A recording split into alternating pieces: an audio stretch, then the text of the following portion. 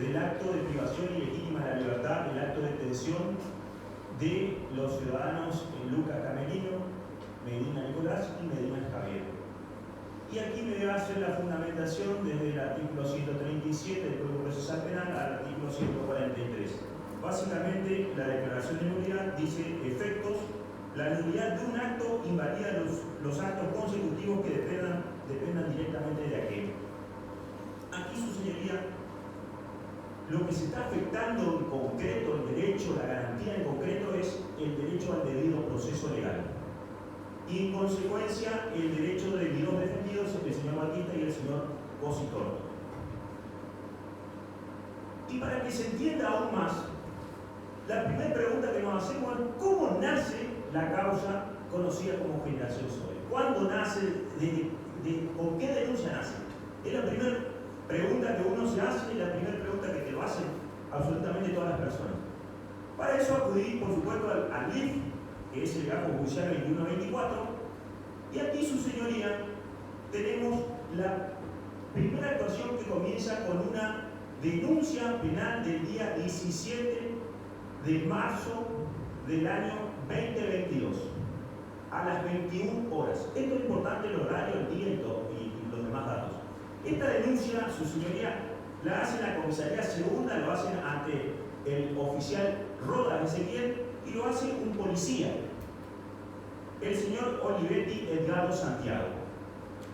Adivine con quién está casado, juntado de pareja de este señor Olivetti. La señora Vargas Estefanía Janet, hermana de Jonathan Vargas. Y ya vamos a llegar a Jonathan. Resulta que esta denuncia se hace el día 17 a las 21 horas. Y cuando el señor oficial Roda Ezequiel hace en su testimonial, primero dice que tenía una orden judicial, luego dice que esa orden no existió, y cuando se hace el confronte con una declaración anterior del libro de actas, libro de guardia de ellos precisamente, dice que la detención se produjo en virtud del artículo 84 del Código de Contravenciones. ¿A qué hora se produce la detención? A las 21:30 horas. O sea, ese día 17 a las 21 horas se hizo la denuncia penal. Y media hora más tarde ya lo tenía detenido al señor Lucas Camerino y al señor Medina Nicolás. Esta detención ilegítima, inconstitucional, ilegal, la hace el oficial Rodas Ezequiel, un policía que estaba cumpliendo funciones de una comisaría segunda, y se extralimita en su jurisdicción y se va hasta una jurisdicción cuarta. Y cuando se le hizo la pregunta y se fue afinando la puntería con respecto a los distintos abogados defensores, que algo estaba pasando, algo raro había, pues no contesta, que dice que primero dice había una orden judicial a través del fiscal interviniente, que era el doctor Palizá, y una orden judicial después de garantía el doctor Balestra. Después dice no, que no existió y que se lo detuvo por una contravención, por merodear el lugar por actitud sospechosa. Resulta que me causa risa porque él pudo ver adentro de la casa que estaban negociando con la señora cómo devolver su dinero, cómo devolver su auto. Dio cuenta, la señora declaró, y viene la policía, le toca el timbre y salen estas dos personas, que estaba el señor Lucas Camerino y el señor Medina Nicolás, y automáticamente le dicen acompañar a la policía, declaraciones que también confrontamos con los acusados, y lo llevan hasta la policía. Resulta que el oficial Rodas Ezequiel, y esa prueba la incorpora a la fiscalía, hace un formulario de acta de detención. Ese formulario de acta de detención lo pone con las fechas del día 18 a las 14 horas. Eso se incorporó como prueba dentro de este juicio. Y ahí hace mención que hay una orden de requisa y una orden de detención de estos ciudadanos. Orden que jamás existió, orden que jamás se incorporó a este debate, su señoría. Es una barbaridad que llegamos a esta instancia y recién nos damos cuenta de que no existe una orden de detención. Es una contravención solapada diciendo que es una orden judicial que encuentran aquí, no existe. y si existiese, no la incorporaron. Resulta que no solo hubo 2 detenciones inconstitucionales ilícitas, sino también que hubo ese día 18 una requisa al automotor del señor Lucas Camerino, un Volkswagen, y en donde se secuestran distintos elementos como ser una carpeta de un fideicomiso de jubilación sobre. Y acá se entrelaza, se cruza.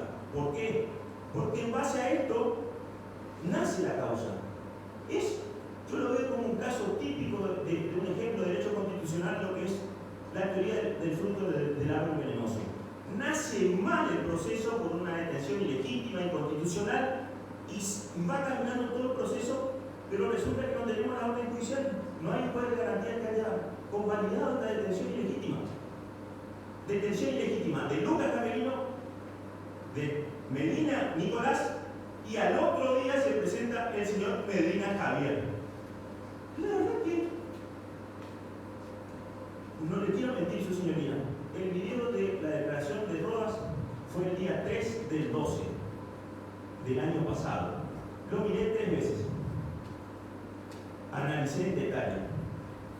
La orden que ya no existe. Esta mañana no solo tenía una copia, sino que le pedí al doctor Dufil, por favor, ¿me puede dar tu copia? Porque por ahí a la mía le faltaba la orden del juez de garantía. No apareció. Es más, cuando declaró y era el momento oportuno de hacer la incorporación de la orden judicial del juez Palestra, la Fiscalía le exhibe las actas de detenciones, pero nunca le exhibe una orden judicial de detención y en su caso de requisa. Y a su vez, la orden de detención, en el caso de Lucas Camerino, yo me di cuenta que también faltaban datos como ser el fiscal interviniente y el juez interviniente, no la tenía.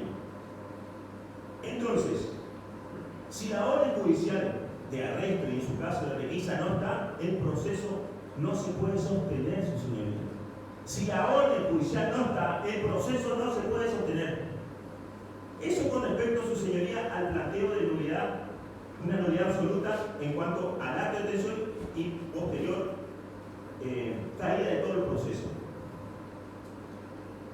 Pasando a un segundo punto, su señoría, quiero hablar de lo que es la legitimación activa en cuanto al delito de estafa. Con respecto a este punto, acudí a varias doctrinas.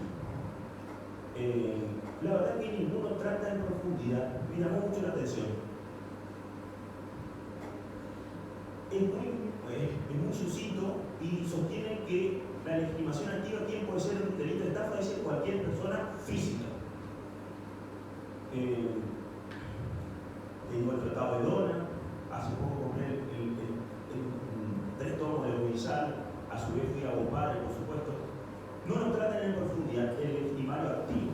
Entonces, descartamos que una persona jurídica puede ser legitimario activo, y ahí me voy a la parte práctica, o a lo práctico. La acusación fiscal, en cuanto al delito de estafa, ya en la acusación, y hubo una pequeña mutación acá en el debate, no hace una descripción clara, precisa, circunstanciada, detallada, qué rol cumplió cada uno de las personas que están acusadas y en su caso de bien defendidos en cuanto a la estafa.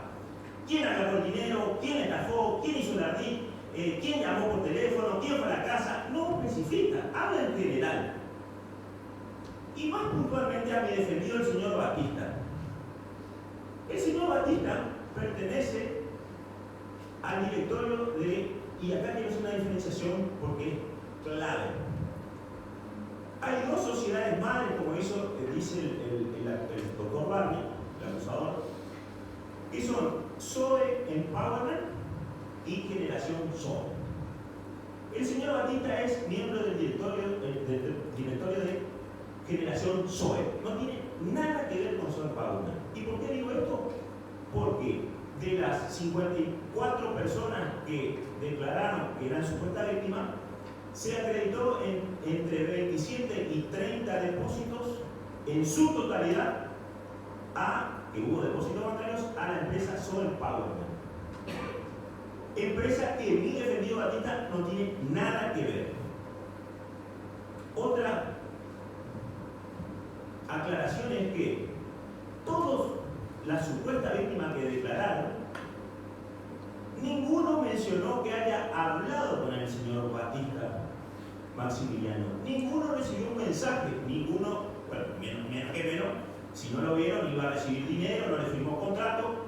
El señor Batista no pisó ni la vereda de la terminal de Goya. Entonces, lo primero que me pregunto, y analizando el caso en profundidad, es ¿qué hace en un debate? Si no vino, las supuestas víctimas no lo vieron, no participó nunca, los depósitos no tiene depósito en su cuenta particular. La empresa que él participa, que es miembro del directorio, tampoco recibió depósitos. Y la verdad es que me llama poderosamente la atención. Y sumado a la vaguedad en cuanto a la acusación fiscal de qué rol cumplió Batista, me llama más todavía la atención. Con respecto al señor Cositorto, hablando de la legitimación activa, el señor Cositorto también es coincidente con respecto a las supuestas víctimas que dieron distintos testimonios, que dicen que no tenían trato directo con él. Él no tenía comunicación directa, no hablaba, no tenía una mensajería con ellos y menos llamada por teléfono. Entonces, la primera pregunta que me hice personalmente es: una charla de coaching de 40 minutos, 45 minutos, ¿es posible que le induzca error, a un engaño o le convenza a una persona de invertir? Y la verdad es que yo considero que no. O sea, 40 minutos, 45 minutos, se habló que es un orador de los mejores de Latinoamérica, el querellante le dio muchos calificativos positivos, pero bueno, son personas que hay que analizar ahí cada víctima en concreto. Y las que declararon son personas con experiencia laboral, personas que tenían en sus cuentas plazos fijos, personas comerciantes de 20, 30 años, y no hay posibilidad que le induzca error con una charla de 45 minutos y vaya y lo convenza. La Fiscalía no especifica la cantidad de víctimas en concreto. Esa es otra cuestión clave. Habló de 84 víctimas, 89 supuestas víctimas, y declararon 54 víctimas aproximadamente. Las otras desistieron. Nunca hubo un monto concreto de cada víctima. Se le preguntaba en forma directa, yo personalmente, ¿cuánto te sentís perjudicado? No podían determinar. Nunca se pudo determinar. Tampoco la Fiscalía, y es clave, no presentó una pericia contable. Entonces, no sabemos cuánta plata, o en su caso cuánto perjuicio tiene cada víctima, y en su caso cuánto el total del perjuicio. En una forma acreditada científicamente mediante un contador público o un economista. Entonces, llegamos al final del juicio, ni el señor fiscal, ni la doctora Vallarán, ni el querellante, hace mención de una víctima particular y dice: Juan le deben tanto, Pedro le deben tanto. Hay una incertidumbre hasta el día de la fecha. La verdad es que no hay certeza de cuánto es en realidad su reclamo. Y quiero ser más claro todavía, que el señor Cositorto y el señor Batista son responsables civilmente, no son responsables penalmente. Eso da cuenta de que desde un principio se intentó llegar a un arreglo. Por lo tanto, ¿dónde está el delito?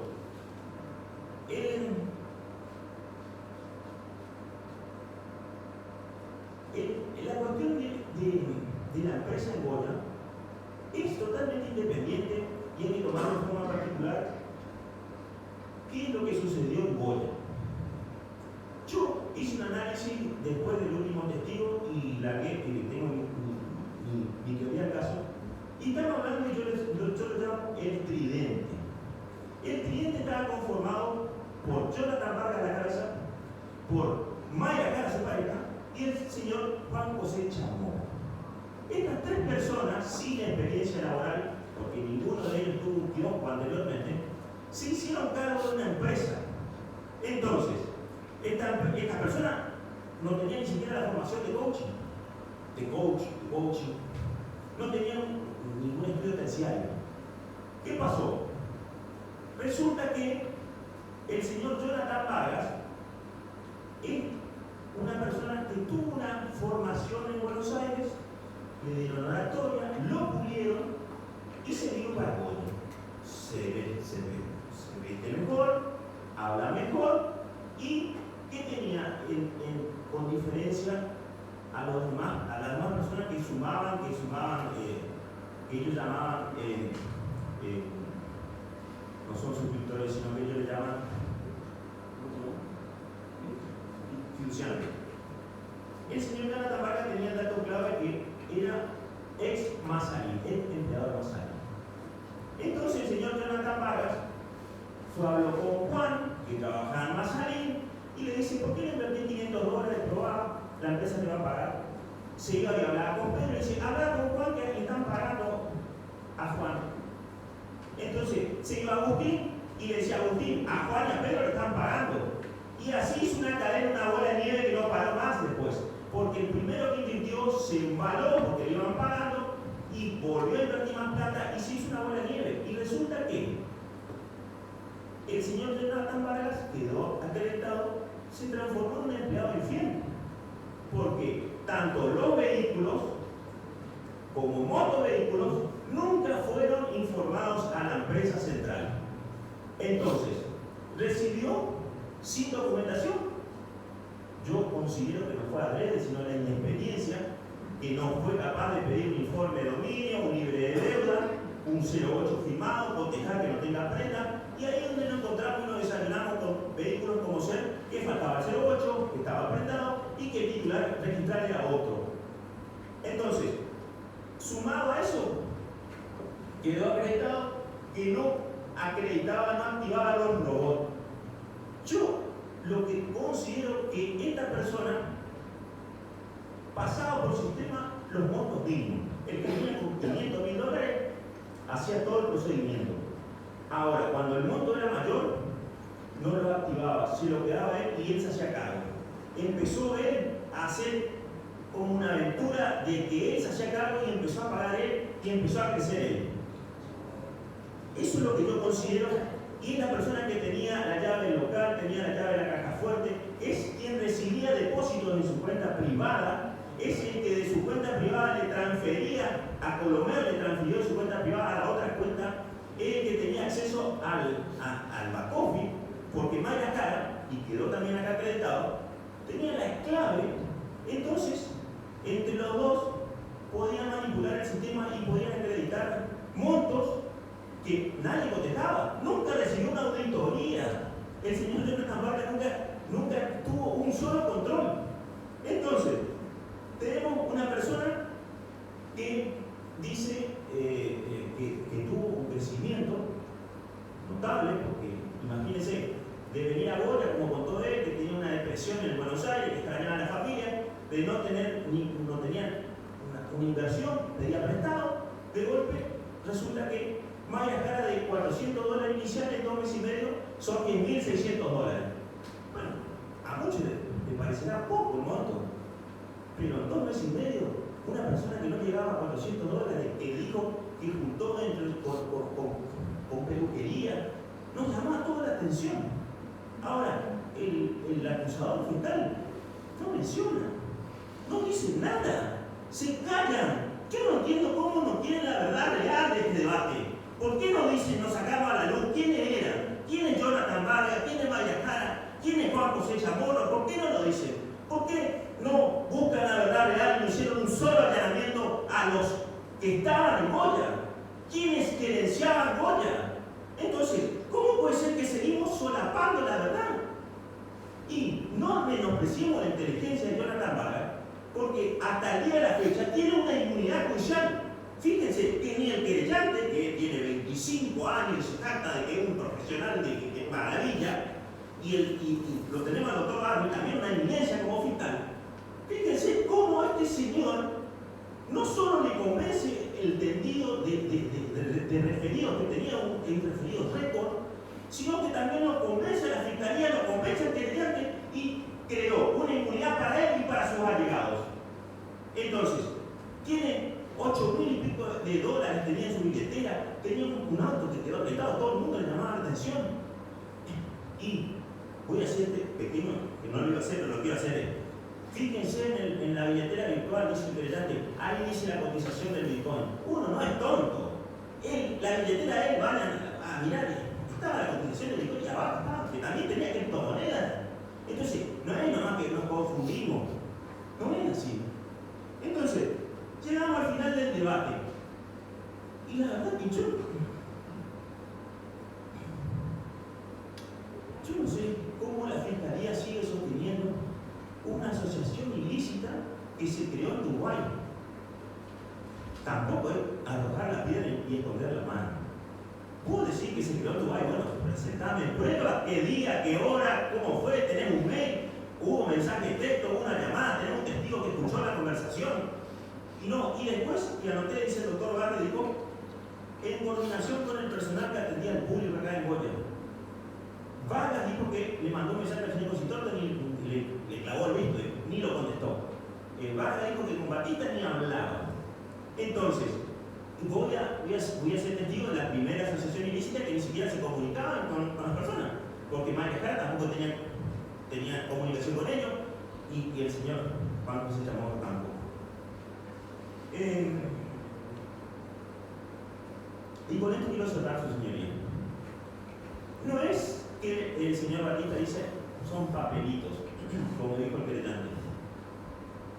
Para nada. Son papeles ejecutables. Pero acá viene la aclaración. La ejecución no es contra Batista y contra Cositorto. La ejecución es contra el que realmente se tiene que hacer cargo, que es Jonathan Vargas. Él firmó los recibos, él recibió el dinero, él pagaba, él le hacía firmar contrato de adhesión, él se iba a la casa, él le creaba el back office. Háganse cargo de sus actos, háganse cargo. Entonces, ¿cómo puede ser que diga un ilícito directamente a la denuncia penal? Pero hay un paso previo, hay que constituirlo en mora a estas personas. La constitución en mora es una sola carta de documento, che, me debe tanto, darle la posibilidad que te devuelvan el dinero. Si ninguno lo presente y todas las supuestas víctimas que declararon, ninguno le intimó, ninguno habló, ninguno le reclamó, ¿cómo le da la posibilidad que vaya a devolver el dinero?